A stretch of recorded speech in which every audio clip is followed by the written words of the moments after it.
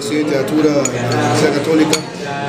He sido crítico, quizá de modo más prolongado, en el diario Correo, entre el 2007 y el 2010.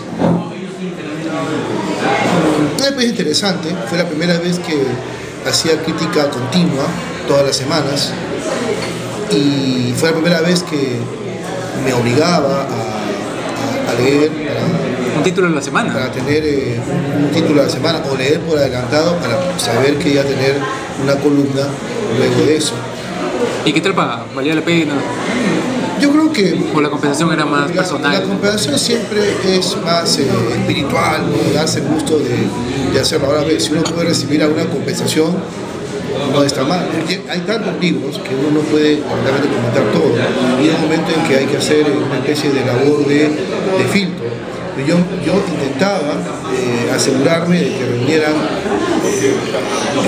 algunos elementos, ¿no? Primero, lo que no significa que no hayan comentado autores consagrados o de la corriente principal. Pero para asegurar en la mayoría de los casos que fuese un libro del cual no se ha hablado mucho en los medios,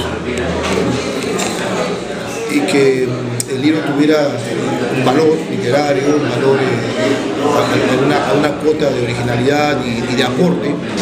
Y en muchos casos también me aseguraba de que fuesen libros escritos sobre todo por jóvenes talentosos. Es más, me acusaba de tratar mal a autores canónicos, de lo contrario, lo que suele pasar, ¿no? Muchos críticos X, Y, Z pueden tratar muy bien a los autores, pues, los grandes nombres, ¿no? Y darles de alma a los desconocidos, a los festivizonos, a los muy jóvenes. Pero en mi caso era al revés.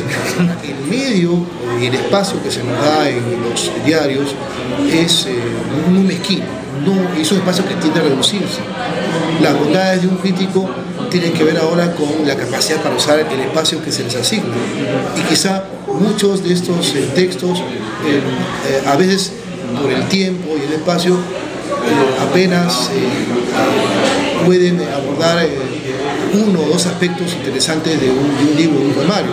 Pero el crítico tiene que lograr que al menos esos aspectos mínimos o esenciales se hagan lucir y sirva, pues, para atraer la atención y sobre todo establecer el valor de posición, el valor estético de ese texto, ¿no? ¿Y qué consejo le podrías dar a los jóvenes que ahorita están estudiando literatura y que aspiran a ser críticos literarios y vivir de eso? El mayor consejo que puedo darles es bueno, que tengan un amplio background, una amplia experiencia de lectura, tengan un gusto muy abierto, una sensibilidad que permita, pues, el manejo adecuado del lenguaje. El lenguaje tiene que ser transparente, tiene que ser sencillo, va a tener siempre marcas personales, pero no puede ser, pues, un lenguaje demasiado ampuloso, demasiado pedante. No es para un lucimiento personal. La crítica literaria es un medio de divulgación, y la divulgación tiene que ser lo más transparente, informada posible, y al mismo tiempo debe ser rigurosa, ¿no? No es muy honesto, por ejemplo, pasar por alto un libro frente al cual ha habido seguramente una gran atención. Un crítico también tendría el derecho de cotejar, ¿no? O ver si realmente ese consenso en torno de tal o cual obra es realmente positivo, ¿no?